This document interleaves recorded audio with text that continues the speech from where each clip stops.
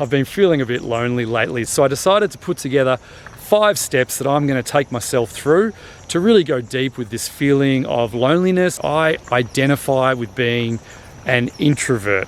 And at least when you feel like you're an introvert, you can't really just solve your loneliness by going out and socializing with more people. Instead, you need to really come to grips with this feeling of loneliness in other ways. So I'm hoping these steps will be useful to you, especially if you identify with the experience of being an introvert. But of course, if you feel like you're an extrovert, I still think these steps will be useful as well. The first step, and this is by far the most important step to take, is to accept that you're feeling lonely.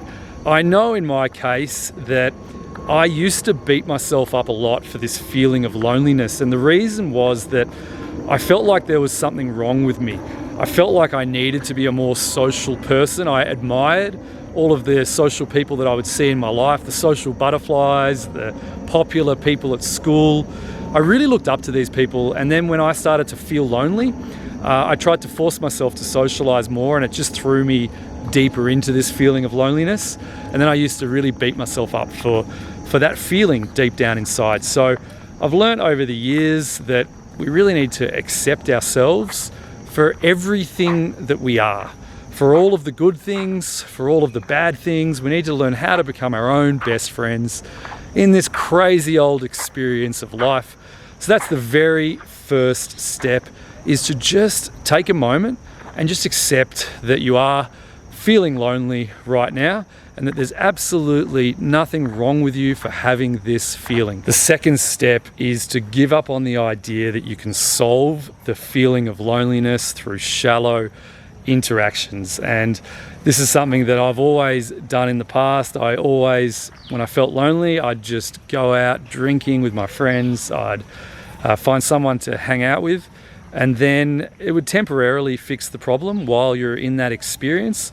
But then I'd get home and just feel a lot more lonely for having done that. And I realized that there's a bit of a trap in trying to solve your loneliness through just interacting with everyone around you. And the trap is that we can actually feel incredibly lonely even when we're surrounded by other people.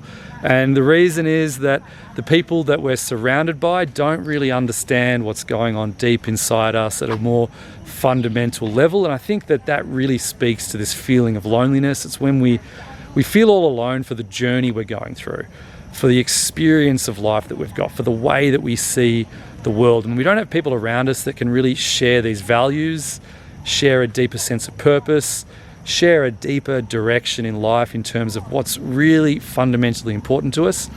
And I think we can get thrown deeper into loneliness. So step 2 is to try to avoid those shallow interactions. I want to tell you where I am right now and why I'm moving. I'm at the Chiang Mai University Lake. I think this is one of the most beautiful places, definitely in Chiang Mai, if not Thailand. It's absolutely stunning. And I'm moving around at the moment because the mosquitoes are keeping me company. They must really sense my loneliness, and if I stand still, they eat me alive. It's been raining, and it's kind of the perfect setting to create this video. There's a bit of a grey sky, although the sun is just starting to come out. I left my hotel and I went for a coffee at a beautiful cafe right near this lake. And I was really, thinking about this feeling of loneliness, so I decided to pull out this camera. But I do want to show you some of the beautiful scenes here. This is just a stunning part of the world.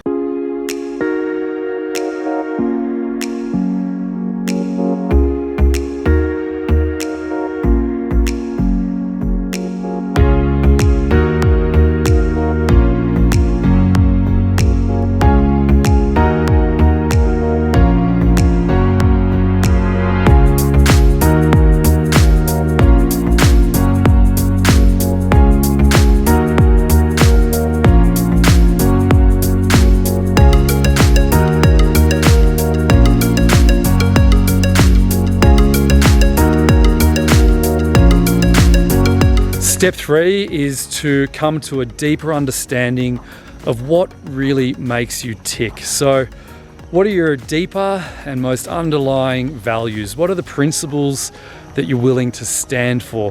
What are you willing to fight for in this life? What are the injustices that you think are just not quite right? What are the things that you really enjoy doing? Where do you get your excitement from? All of these questions are just so fundamentally important that we've all got some sort of a sense of understanding of who we are.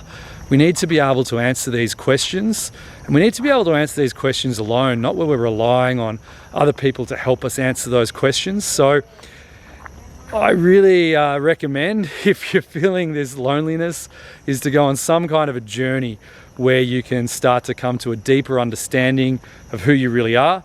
I do have a free masterclass video with a link in the description below about how to identify your deeper and most underlying purpose in life. I think that if you watch that video, there's a series of questions towards the end that will help you to unlock what that purpose really is.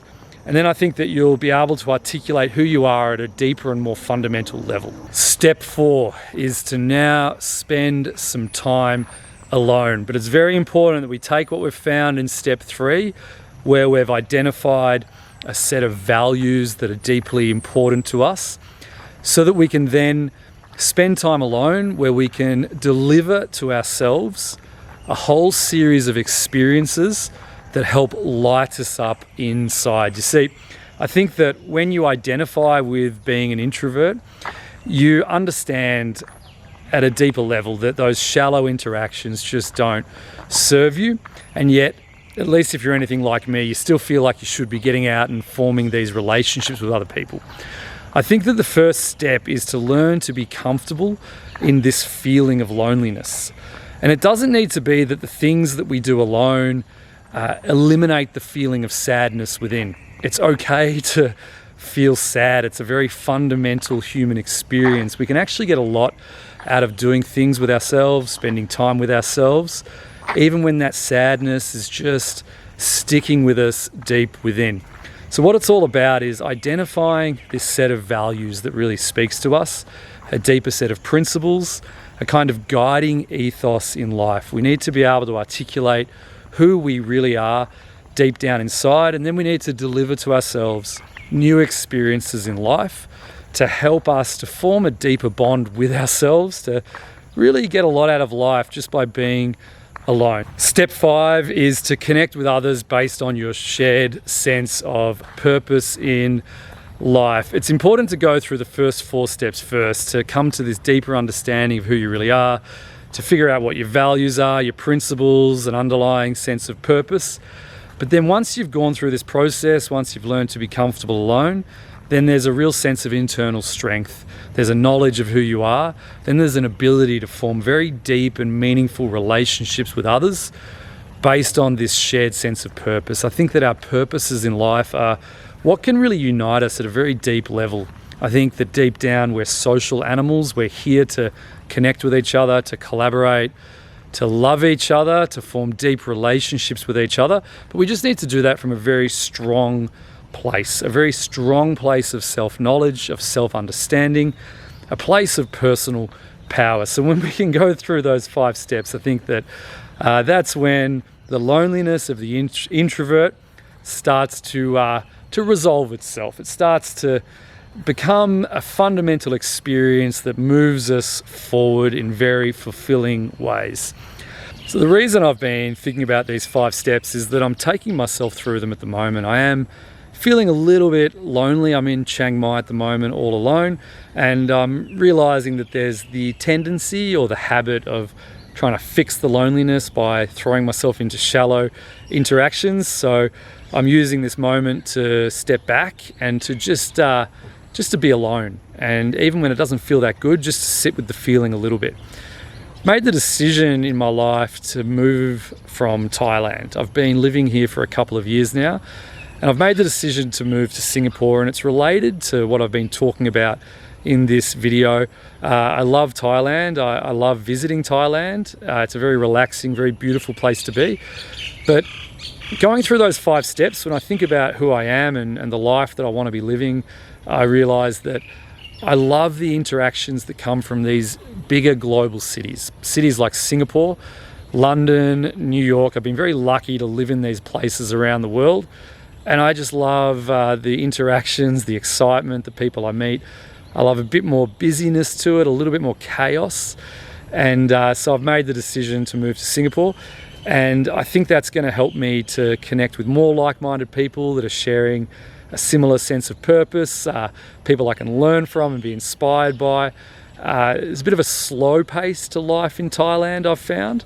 I think I could live in Bangkok and address that, but it's not really the city for me. It's just not quite right. So yeah, I've made that personal decision. I don't normally share this sort of stuff on the YouTube channel, but I decided to give it a shot. Let me know in the comments below if you're interested to hear this sort of stuff in the videos, to hear what's really going on in life.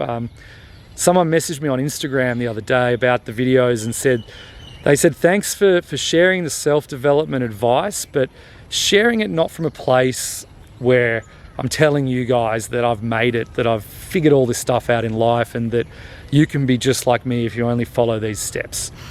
He said he appreciated that I do it from a place where, I'm just sharing what I've learned, and we're all in the same place together. We're all just sort of figuring this stuff out.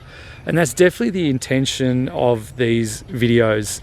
It really is just reporting back some insights that I'm learning along the way. I'm very fortunate to be surrounded by some incredible teachers through the Vessel, through my work with IdeaPod, great team members, learning a lot. So the YouTube channel is kind of like a journal, just sharing what's going on. So if you want to be part of it and to see more videos like this, hit the subscribe button, leave a comment below and let me know what you think of these videos. Let me know what you want to hear from me about. I'd love to learn from you guys about it. The YouTube channel is a side project to the work I do at the Vessel and IdeaPod, but I'm hoping as I move to Singapore in the months ahead to work on it a little bit more and to make more of it. But to do that, I sort of need to know what you guys want to see from the channel. So thanks so much for being here. Let me know what you think below. I hope the advice today has been useful.